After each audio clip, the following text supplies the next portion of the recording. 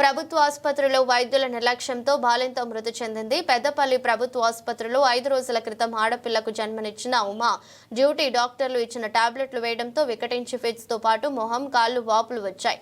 కరీంనగర్ ప్రభుత్వ ఆసుపత్రికి తరలించే క్రమంలో మార్గ మధ్యలో మృతి చెందింది. దోషులను కఠినంగా శిక్షించాలని ఆసుపత్రి ముందు బంధువుల రాస్తారోకో ఆందోళన చేశారు.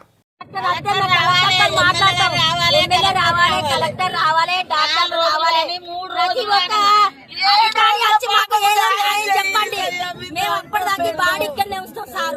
బాంచర్ మాకు ఎవరు రాలేదు, మాకు ఎవరు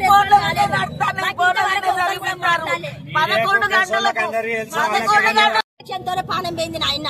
ఆమెకు 3-4 ఇంజక్షన్లు వేసిరు, మొత్తం కుండవిని ఎఫెక్ట్ పట్టేస్తుంది నాయన. ఏకదమ్ హార్ట్ అయిపోయింది. ఇక ఆమెకు ఆ శ్వాస అన్నదే రాలేదు. మాట ఒక్క బిడ్డ నా ఒక్క మాట కూడా మాట్లాడలేదు. నాకు ఎక్కడ అవుతుంది అనలేదు, ఏమనలేదు. గోకుడు పెడుతుంది అన్నది ఒక్క మాట దాని నోట్లోకి వెళ్ళింది. మేము దాని మాట మళ్ళీ లేదు నాయన. నేను అక్కడే ట్రీట్మెంట్ జరుగుతుంటే నన్ను ఒక్కదాన్ని ఉండమన్నది నేను ఉన్నా.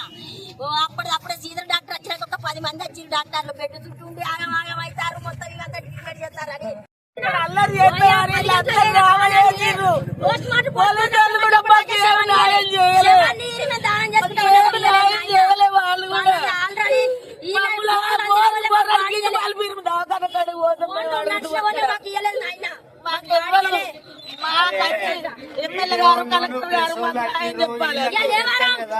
సండే నా డాక్టర్ లేక 11 గంటల 12